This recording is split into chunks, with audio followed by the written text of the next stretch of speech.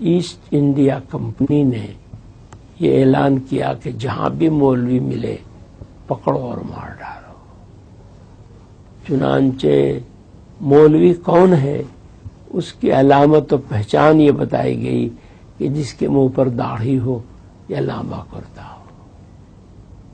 50,000 سے زیادہ داڑھی کرتے والے اس کے بعد پورے ملک میں قتل کیے گئے۔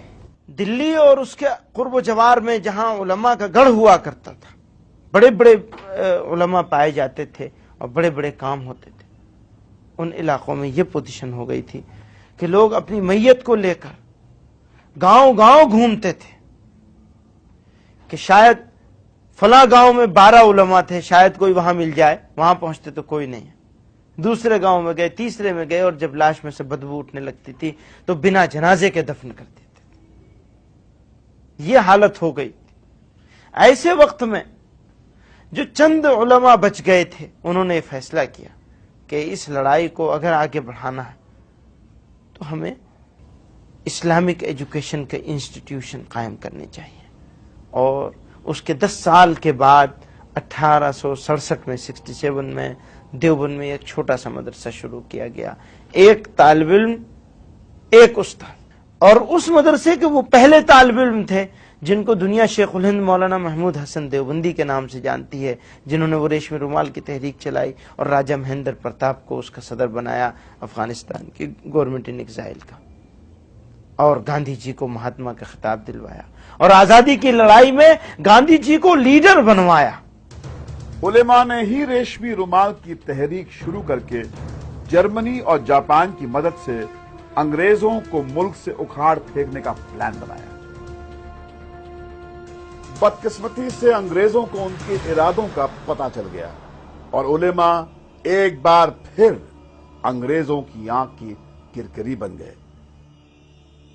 پورے ملک میں سینکڑوں علماء گرفتار کر لیے گئے۔ شیخ الہند مولانا محمود حسن اور ان کے چہیتے شاگرد مولانا حسین احمد مدنی کو تو گرفتار کر کے ہندوستان سے باہر مالٹا بھیج دیا گیا، جہاں کئی سال انہیں جیل کی کال کوٹھی میں بتانے پڑے۔ اپنی اس ناکامیابی سے علماء یہ بات اچھی طرح سمجھ گئے کہ ہنسا کا راستہ اپنا کر وہ ہندوستان کی غلامی کو ختم نہیں کر سکتے۔ علماء نے سن 1919 میں جمعیت علماء ہند کے نام سے ایک نئی تنظیم شروع کی اور جن آندولن کو انگریزی حکومت کے خلاف ایک نیا ہتھیار بنایا۔ پبلک اوپینین کو فارم کرنے میں جمعیت کا کوئی مقابلہ نہیں ہے جنگ آزادی کے۔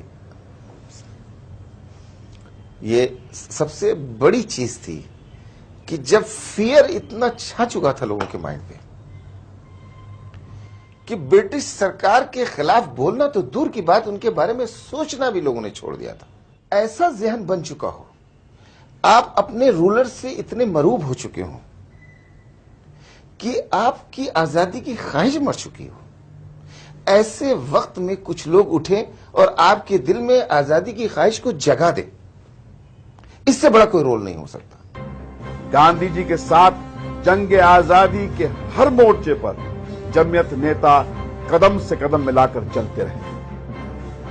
5 اگست 1942 کو جمعیت نے جب سب سے پہلے انگریزوں بھارت چھوڑو کا نعرہ دیا تو پورے ملک میں انگریزی حکومت کے خلاف لوگوں کا ایک ایسا سیلاب امڑ پڑا کہ آخرکار انہیں ہندوستان کو آزاد کرنا ہی پڑا۔ لیکن بٹوارے کے مدعے کو لے کر جگہ جگہ بھڑکے قومی دنگوں نے اس ہندو مسلم ایکتا کو سب سے زیادہ نقصان پہنچایا جس نے انگریزوں کو ہندوستان سے باہر کھدیڑ دیا تھا۔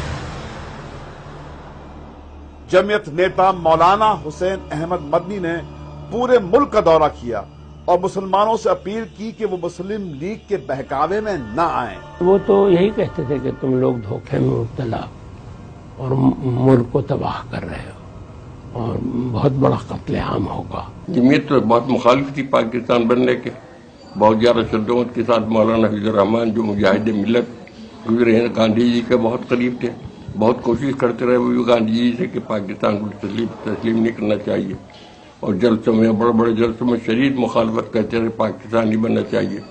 ان پہ انہوں نے مسلم والوں نے حملے بھی کرائے اور انہیں جو ہے کہ پریشان کرنے کی بہت کوشش کی گئی، مگر سب برداشت کرتے رہے اور مسلم لیگ کی مخالفت کرتے رہے برابر۔ ملک کے بٹوارے کے سمے سے لے کر اب تک ہندوستان میں قومی فسادوں کی کوئی 30,000 وارداتیں ہوئی ہیں۔ سرکاری آنکڑے بھی اس بات کے گواہ ہیں کہ ان سبھی دنگوں میں مارے گئے لوگوں میں 85% سنکھیا مسلمانوں کی ہی ہے۔ آج بھی تعلیم اور ترقی کے بجائے مسلمانوں کے سامنے سب سے بڑا مسئلہ اپنی حفاظت کا ہے۔ مٹھی بھر مسلمانوں کے ہنسا کی کسی واردات میں شامل ہونے کے شک کی سزا پوری قوم کو دی جاتی ہے، ان کا قتل عام ہوتا ہے، ماں بہنوں کی عزت لوٹ لی جاتی ہے، دنگائیوں سے جان بچانے کی بجائے پولیس اور سرکاریں خود مسلمانوں کی جان کی دشمن بن جاتی ہیں۔